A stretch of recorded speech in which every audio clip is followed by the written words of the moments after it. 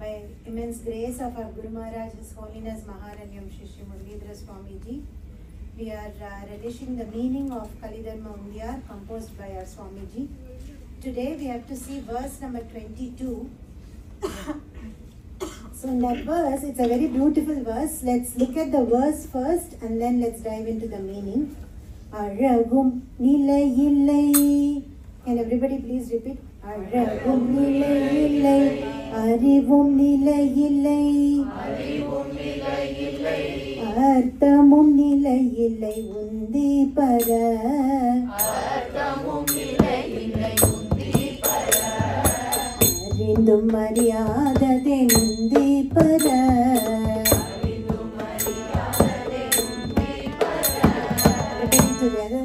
Aragum nilayillai, arivum nilayillai, arthamum nilayillai undi para, arindum mariyadade undi para. In this verse, those who understand Tamil can easily understand this verse. Aragu means beauty. Guruji says the beauty is not permanent. We all know that. Even if we take a picture of ourselves a couple of years back and now if we look at it, we ourselves know, okay, I'm not beautiful now. So that which helps us realize I was different then, I am different now, we should understand what that is. That is me, not the body. See, if you think about the body, our Guruji explains this very nicely. You go for a shopping and then in a very beautiful bag, you buy lots of things. You buy almonds, you buy cashews, you buy a lot of fruits, vegetables, and then you buy toilet cleaner, you buy dishwasher soap, detergent, everything, and you put everything in a neat bag, zip it. It looks nice, the bag looks nice, but inside it has everything. It has good and bad. Right? Similarly, our body, if you open up our skin, don't want to even talk about it. It just has blood, it has muscles, it has trash, pus, everything, and it's nicely covered by the skin. We many times forget that. That is why in the last, though we know that, Guruji says, Arindum Ariyadadain. We know that, but we don't realize that. Many times we associate ourselves with our body. That is why when somebody says, you are not beautiful or you look tired, we get hurt. Right? Because we are associating ourselves with the body. So that is why Guruji says, Aragum nilayillai. Understand this beauty, the external beauty that we all think, which is me, which is us, is not really us. It is just this gross body which by Bhagavan's grace he has covered it up with a skin and making us sometimes because of the Maya forget that we are not this body. So Guruji, Hasyama, he says, when I go to some people's house, many people take their house album and so show Guruji, Guruji, this was 16 years back. This was our marriage picture and all of that. So once Guruji went to one Bhakta's house, they showed everything, all the pictures, and Guruji saw all of that, blessed them, and when he came out, he asked Bhagyaji, see, everybody show their 16 years back picture, their marriage picture, their kids picture and all of that. But why don't they actually take their X-ray picture, MRI picture and frame it and put it? If you are just talking about the external body and saying it's me, what is inside is also me only, right? We don't celebrate that. See, though this is all Vedantic, we have to understand Guruji is a Parama Rasika, but he's teaching us all of this for us to understand. Otherwise, we wrongly associate ourselves with the body, right? So that is why Guruji is saying, realize and understand this body is not permanent and don't associate yourself with this body. That's why he's saying nilai illai. It is there, but it is temporary, and we ourselves can realize that. And the next one is arivum nilai illai. Arivu means intelligence. And if you ask me, I can tell without a doubt, 10 years back, I was sharper than how I am today. I was able to memorize shlokas much easily.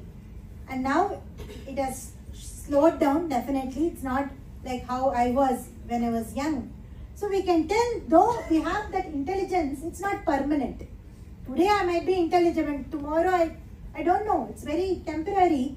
And many times, though we know that, we associate with that as permanent, think permanent and feel happy, right? My idea, it's my recipe. I made up this recipe. How proud we feel, though we know it's not really something that is permanent.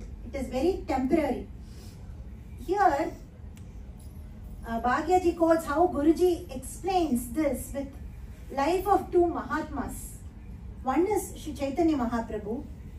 All the bhaktas who are with Chaitanya Mahaprabhu are pandits, who are learned scholars, very, very intelligent in Vedas, Upanishads, all kinds of scriptures.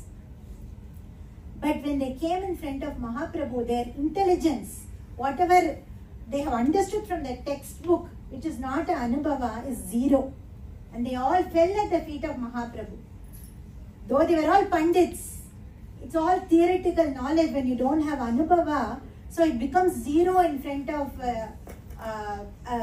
Mahatma, a person who has a real experience. They realize that. And if you take Ramakrishna Paramahamsa, he has not even gone to school. He has not been educated at all. But all his disciples, from Swami Vivekananda and many others, everybody else, they are all very, very experts in modern education. They all went to US, UK and different countries in the world. They learned all the modern science, but they all surrendered to Ramakrishna Paramahamsa and understood that their intelligence, which they think is the modern intelligence, is nothing in front of the Anubhava, in front of the Nama, in front of a Mahatma, right? So that shows how this intelligence is very temporary, and we should not attach ourselves with this intelligence and think it's my thing. That it gives that ahankara, right? Both that beauty, which is temporary, and the intelligence also makes you associate with that. And we have to keep remembering ourselves, though we are not realized Mahatmas, Guruji is teaching us so that we keep remembering and reiterating to ourselves and not get affected. Many times if somebody says a small thing about our body or a small thing, oh, you didn't even realize this is a dumb thing, you could not even know this, then we feel affected by it, right? So this knowledge, that's not me, gives that immense strength. And the next one that Guruji says is Arthamum nilai illai. Artham means wealth. Many of us who are all investing in stock market don't even need explanation to this, because today it will be $1,000 and tomorrow that same one share might become $10. So it's not permanent. We all can understand that very, very clearly. It's very, very temporary. And Pattinattar, he was a very, very rich businessman in those days, several years back. And he was doing export business through a sea. So he owned several ships, and what he would do is he would sell some products and then bring it back, and we all know how the business goes, right, using the ships. So one day he was expecting his ships to return from a different country, and he was supposed to get lot of money back. And when the ships were all coming closer to his town, suddenly a big cyclone came. And one or two ships somehow made it. It was able to, they were able to cross, and they made it. And they said, somehow we made it, but other ships cannot make it. The cyclone was really, really bad. So at that time, his heart really stopped because his son was going to come in the ship that was going to come back. Then he is thinking, what is the use of all the wealth I have, all the money that I have earned, if my son is going to die? So he cannot even accept the fact. He feels so bad.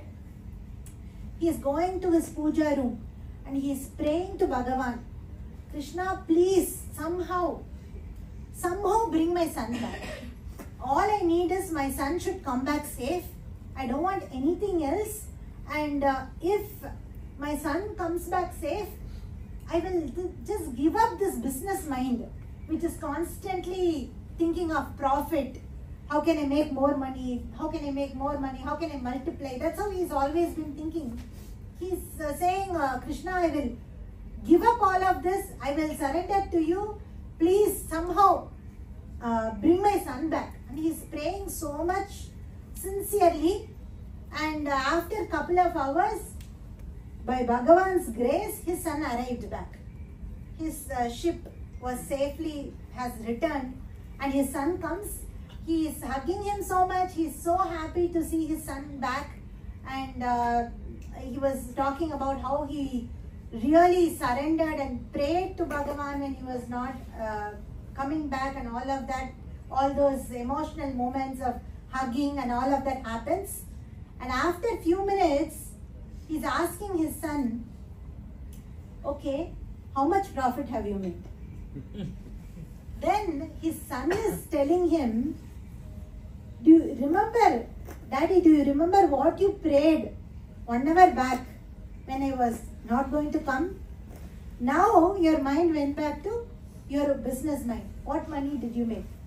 And he says, he's telling some of his employees, go and get that box from the ship. His employees go and get the box, and he opens that. It had a broken needle. Think of a broken needle. You cannot use it at all, right? If the needle's thing is broken, then that boy is telling his dad, even this broken needle will not come with you when you die. So that became Upatesham for him, and he realized after that. So the reason they are saying this is, and Bhagyaji is telling the story related to this verse, is how temporary is wealth. It is not permanent at all, and we forget that, right? We are always running behind money and money and money. It's not permanent. And there was a king who conquered all the 3 worlds. He was the richest king in the world, and that king told all of his loved ones nearby, when I die and when you do funeral for me, make sure my hands are open like this in my body. Then they were all wondering, what is this? Maybe he's trying to say something or what. And he said, I have written a note. You open this note only after I die. So then after several years, he died. And then his body was kept with hands open. And then in that note, when everybody opened, that note said, even a person like me, a king who conquered all the 3 worlds, when I die, my hands are open. I don't take back anything. So he wanted to tell that to all his family. So he asked to write that note. So that is how it is money, which is, though we all many times associate ourselves or run behind that beauty, that intelligence, that money, none of those are permanent. Those are all temporary, and Guruji again here reiterates, Arindum Ariyadadhen. We know that, but we don't realize, we know that as a theory. Now when we hear, or when I heard all of this, yeah, it makes sense. But then when it happens really, if I lose my job and tomorrow I'm not going to get my salary, then we'll be affected, right? We know all of that, but we get impacted because we get associated with that. And beautifully, Bhagyaji also quotes here how in 3 charitrams we come to know by 3 bhaktas, even though you don't have all of these 3, if you have Bhagavan, if you catch hold of Nama, then you have everything. You will be blessed with everything. One is Gupta. She was not beautiful, but she caught hold of Bhagavan. So she didn't have the beauty. Because she caught hold of Bhagavan, she became beautiful. And then next, intelligence. We all forget our intelligence. We all say animals are not intelligent. Humans have sixth sense. We are all super intelligent. But an elephant, Gajendra, who we think is not intelligent, caught hold of Bhagavan and Bhagavan Nama and attained Bhagavan. And then when it comes to Artha, Kuchela, he was poor. He didn't have anything. But he caught hold of Bhagavan Shri Krishna and he got everything. So in these three charitras, it is shown, even though we might not have all of this or any of this, if we have Nama, if you have Bhagavan, then you have everything. Because if you have Bhagavan, you get all the happiness you need in this world, and also after this life also you go back to Bhagavan. So that is why it is important to catch hold of Bhagavan Nama and also hear such works of our Guruji, which reiterates what is important, what is needed in this life for us to make that progress. Sadgurunatha Maharaj ki Jai.